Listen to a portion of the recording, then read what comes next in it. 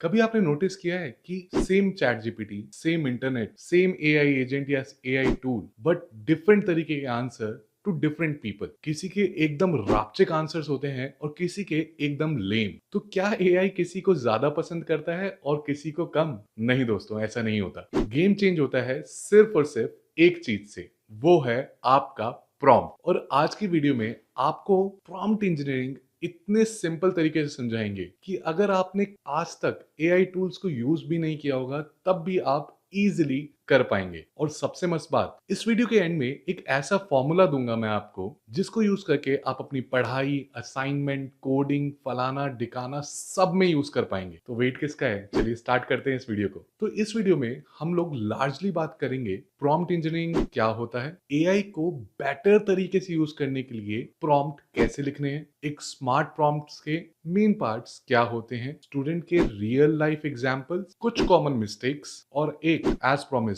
Pro trip. तो सीधा चलते हैं हम लोग अपने फर्स्ट मेन सेक्शन में, प्रॉम्प्ट इंजीनियरिंग क्या है। सिंपल लैंग्वेज में बोलूं तो एआई सिस्टम को या एलएलएम को सही, क्लियर और स्मार्ट इंस्ट्रक्शंस देना ताकि वो आपको बेटर आउटपुट दे पाए। बस इतना ही। नाम थोड़ा फैंसी है बट काम सिंपल है, एआई से क्लियरली बात करना और उसके आउटपुट को बेस्ट बनाना। एक रियल लाइफ एनालॉजी लो। इसी बात सोचो, आप रेस्टोरेंट में जाके बोलो वेटर को मुझे कुछ खाना है, वेटर कंफ्यूज हो जाएगा, भाई वेज खाना है, नॉन वेज खाना है, चाइनीज खाना है, नॉर्थ इंडियन खाना है, साउथ इंडियन खाना है, क्या खाना है। और इसके बाद जो भी वो आपको सर्व करेगा वो अपनी मन पसंदीदा चीज सर्व करेगा, आपकी नहीं। सिमिलरली एआई के साथ भी होता है। अब यहीं पे मान लीजिए आप रेस्टोरेंट में गए और आपने जाके बोला भाई 2 पनीर बटर मसाला, 2 लच्छा परांठा, 1 बटर नान, दाल के अंदर लेट से मिर्ची कम होनी चाहिए, मखनी दाल होनी चाहिए, पनीर बटर मसाला में मिर्ची कम होनी चाहिए, और ये सारी इंफॉर्मेशन देके आपने बोला ये मेरा ऑर्डर है। अब जो वो खाना आपको परोसेगा, सर्व करेगा, वो बिल्कुल आपकी पसंद का होगा,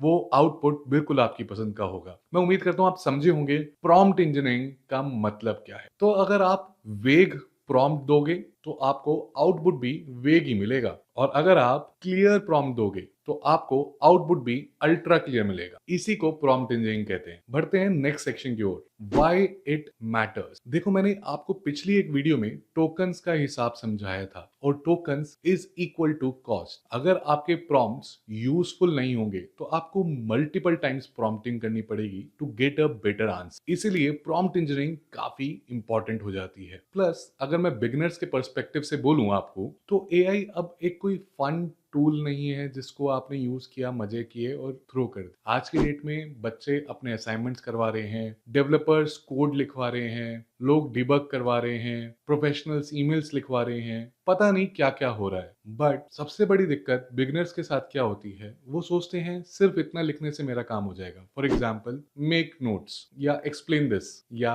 right assignment, write an email, और फिर बोलते हैं कि एआई इतना खास नहीं है। बट एक्चुअली एआई वीक नहीं था, it's your instructions which were not clear to him. School वाली एनालॉजी लो, अगर टीचर बोले कल प्रोजेक्ट लेके आना, बस आपका फर्स्ट क्वेश्चन क्या होगा, टॉपिक क्या है मैडम, पेजेस क्या हैं, चार्ट पेपर पे, A4 शीट पे, A3 शीट पे, और भी बहुत सारे क्वेश्चंस होंगे, राइट? आप फ्रस्ट्रेटेड फील होंगे। Exactly same issue with the AI को इंस्ट्रक्शंस क्लियर चाहिए होती, और इसीलिए प्रॉम्प्ट इंजीनियरिंग बहुत इंपॉर्टेंट हो जाती है। प्रॉम्प्ट इंजीनियरिंग आपको हेल्प कराती है बेस्ट आंसर्स दिलवाने, टाइम सेव करने में, कंफ्यूजन कम होती है, और एआई को आपके हिसाब से काम करवाते हैं। यानी कि एआई का रिमोट कंट्रोल आपके हाथ। इसी के साथ बढ़ते हैं next main topic, smart prompts क्या होते हैं, स्मार्ट प्रॉम्प्ट्स के मेन पार्ट्स। अब आते हैं प्रैक्टिकल चीज, एक अच्छा प्रॉम्प्ट कैसे बनता है। मैं आपको एक इजी फॉर्मूला देता हूं, that is role plus task plus context plus format plus limits. ये है आपका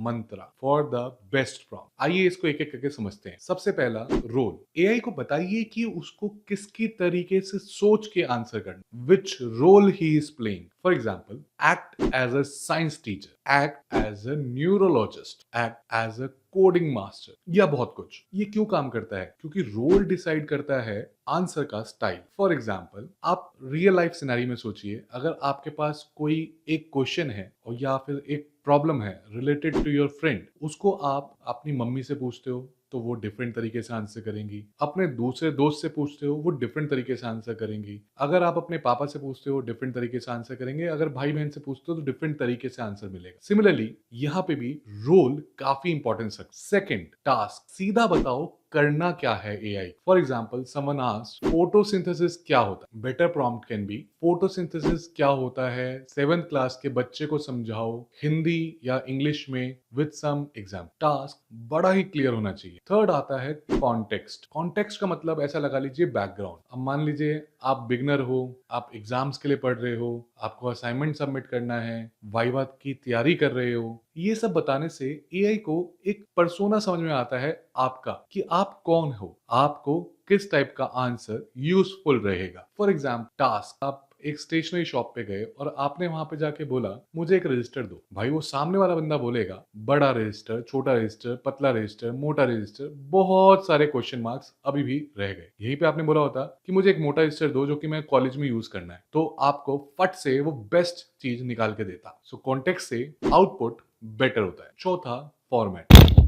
फॉर्मेट से आपका आउटपुट उस पर्टिकुलर फॉर्मेट में आता है। आपको फॉर्मेट में नोट्स में चाहिए, सब हेडिंग्स में चाहिए, या टेबुलर फॉर्मेट में चाहिए, आपको वो बताना पड़ेगा। जब आप उसको बताएंगे तो आपका आउटपुट आपके रिक्वायर्ड फॉर्मेट के अंदर होगा, जो कि आपके लिए मोर यूजफुल होगा। पांचवा, लिमिट्स और कॉन्स्ट्रेंट। यहां आप बाउंड्री सेट कर देते हो। मुझे 100 वर्ड्स में आंसर चाहिए, मुझे 1 वर्ड आंसर चाहिए, मुझे वेरी सिंपल लैंग्वेज में चाहिए, मुझे 5 नंबर के हिसाब से चाहिए, मुझे 3 नंबर के क्वेश्चन के हिसाब से चाहिए, या फिर आप उसको बोलते हो मुझे टेक्निकल टर्म्स नहीं चाहिए। राइट, तो ये सारी बाउंड्रीज आप उसको सेट करवा देते हो। वो सारी बाउंड्रीज लिमिट्स की वजह से तो आपको फट से वो बेस्ट चीज निकाल के देता आपके पास आएगा। चलिए एक एक्टिविटी करते हैं। अब आप जो भी प्रॉम्प्ट आपके माइंड में आ रहा है, जो भी आप पूछते हैं जनरली एआई से, उसी क्वेश्चन को इस पर्टिकुलर फ्रेमवर्क से यूज करके पूछ के देखो और नीचे कमेंट सेक्शन में जरूर बताना कि आपका प्रॉम्प्ट क्या था। I would review each and every comment. Now let's talk about the basic prompt and the smart prompt. अब अपन लोग रियल डिफरेंस देख लेते हैं एक बार कि बेसिक प्रॉम्प्ट और स्मार्ट प्रॉम्प्ट में क्या डिफरेंस आ रहा है। आपका बेसिक प्रॉम्प्ट हो गया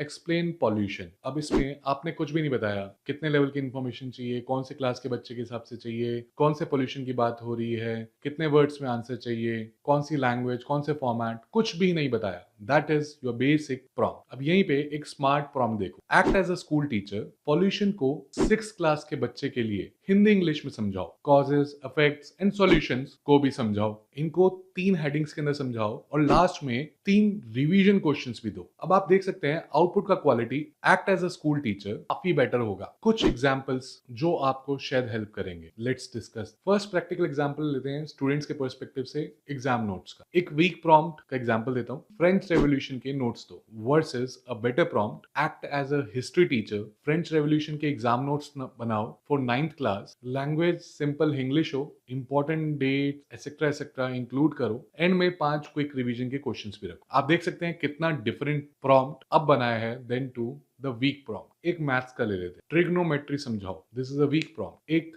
बेटर प्रॉम्प्ट क्या होगा, act as a friendly maths teacher. Trigonometry को बिल्कुल बिगनर्स के स्टाइल में समझाओ इन हिंदी और इंग्लिश मिक्स। बिल्डिंग की हाइट मेजर करने वाला रियल लाइफ एग्जांपल भी इंक्लूड करो। एंड एंड में 3 इजी प्रैक्टिस क्वेश्चंस दो। अब बात करते हैं बिगनर्स की जो कॉमन मिस्टेक्स करते हैं। पहला, बहुत ही वेग प्रॉम्प्ट लिखते हैं। फॉर एग्जाम्पल लिख दिया बेस्ट आंसर दो। अरे भाई, बेस्ट आंसर की परिभाषा तो बताओ। जब तक बेस्ट आंसर की परिभाषा नहीं समझाओगे एलएलएम को, तब तक उसको क्या पता आपके लिए बेस्ट आंसर क्या है। हर एक के लिए बेस्ट आंसर अलग अलग होता है, राइट। सेकंड, ऑडियंस स्पेसिफाई नहीं करना। आप हो कौन, उसको जब तक नहीं बताओगे तब तक आपके पर्सपेक्टिव से वो आंसर कैसे करेगा। आपने लिख दिया पॉल्यूशन समझाओ, पर आपने ये नहीं बता कि आपकी खुद की एजुकेशन का लेवल क्या है। क्या पता आप 5th क्लास के बच्चे हो, या क्या पता आप 12th क्लास के बच्चे हो, या हो सकता है आप एनवायरमेंटल साइंस में कुछ डिग्री वगैरह कर रहे हो। तो उसके अकॉर्डिंग आपको अपनी ऑडियंस भी बतानी बहुत जरूरी है। थर्ड, फॉर्मेट नहीं देना। फॉर्मेट देना असेंशियल नहीं है, पर अगर आपको एक पर्टिकुलर आउटपुट में डेटा चाहिए, फॉर एग्जांपल टैबुलर फॉर्मेट में पॉइंट बाय पॉइंट चाहिए, तो वो आपको बताना पड़ेगा। अगर आप नहीं बताएँगे तो अगेन आपके पास जो आउटपुट आएगा वो आपके लिए बिल्कुल परफेक्ट नहीं होगा और आप शायद फिर कंप्लेंट करेंगे कि भाई एआई ने आंसर इतने अच्छे तरीके से नहीं दिया मुझे, राइट? चौथा, एक ही प्रॉम्प्ट में सब कुछ एक्सपेक्ट कर लेना। प्रॉम्प्ट इंजीनियरिंग एक प्रोसेस है। ऐसा मत समझिए कि मैंने जो बताया उससे आपको पहले वन शॉट में एग्जाम्पल का पूरा आंसर आ जाएगा। नहीं, it's going to take some time. आपको आइटरेटिवली अगर आपने पहला प्रॉम्प्ट डाल दिया with all the required modules, उसके बाद आपको कुछ डिटेल्स नहीं आए तो आपको वो वाली इन्फॉर्मेशन नेक्स्ट प्रॉम्प्ट में ऐड करके डालना है, उसके बाद थर्ड प्रॉम्प्ट में फर्दर मोर ऐड करना है और ऐसे करके आप एक बेटर प्रॉम्प्ट को इजाद कर पाएंगे। याद रखिएगा, इस वीडियो में हम लोगों ने प्रॉम्प्ट के टाइप्स नहीं डिस्कस करे हैं। प्रॉम्प्ट के मल्टीपल टाइप्स भी होते हैं जिसको हम लोग नेक्स्ट सेपरेट वीडियो में रखेंगे। इस वीडियो को बिगनर फ्रेंडली बनाया है। नेक्स्ट एक एडवांस लेवल की प्रॉम्प्ट इंजीनियरिंग की क्लास सेपरेटली करेंगे। इसी के साथ बढ़ते हैं हम लोग लास्ट मोस्ट इंपॉर्टेंट पार्ट पे, जो कि मैंने आपको प्रॉमिस किया था, दैट इज प्रो टिप। दोस्तों, यहाँ पे मैं आपको बता देता हूँ कि यहाँ पे मेरे पास एक प्रो टिप है आपके लिए, जो कि आपको प्रॉम्प्ट को और भी वर्ल्ड क्लास बना सकती है। वो एक सिंगल लाइन आपको हर प्रॉम्प्ट के अंदर लास्ट में डालनी है। वो लाइन है, before answering ask me 2 or 3 clarifying questions if needed. और ये लाइन आपको हर प्रॉम्प्ट के लास्ट में डालनी है। इसका रीजन बताता हूं। आप ऐसा मान लीजिए, आप डॉक्टर के पास गए, आपने डॉक्टर को बताया कि सर मुझे बुखार हो रखा है। उसने चेकअप किया and now doctor is going to ask you 3 or 4 more questions कि भाई और कोई सिम्टम्स हैं, ये दिक्कत है, ये बीमारी भी है क्या, ऐसा भी कुछ हो रहा है क्या, वैसा भी कुछ हो रहा है। And based on that clarification doctor is able to understand कि आपको क्या मेडिकेशन देनी है। सिमिलरली एआई को भी वो क्लैरिफाइंग क्वेश्चंस का ऑप्शन देने से, जब वो आपसे क्लैरिफाइंग क्वेश्चंस पूछता है और आप उसको आंसर करते हो, तो जितना भी वेगनेस है, जितना भी अननोन्स है, वो उसको सॉल्व कर लेता है। वो सब कुछ उसको पता लग जाता है एंड अब जब वो आंसर आपको करता है, it's really great. So this was my pro tip. अगर आपको ये वीडियो पसंद आई तो और बाकी भी जो मैंने कोर्स के अंदर इतनी सारी वीडियोस बना रखी हैं, प्लीज उनको जाके देखें। उम्मीद करता हूँ वीडियो आपको पसंद आई होगी। वीडियो पसंद आई हो तो चैनल को सब्सक्राइब, वीडियो को लाइक करना बिल्कुल मत भूलिए।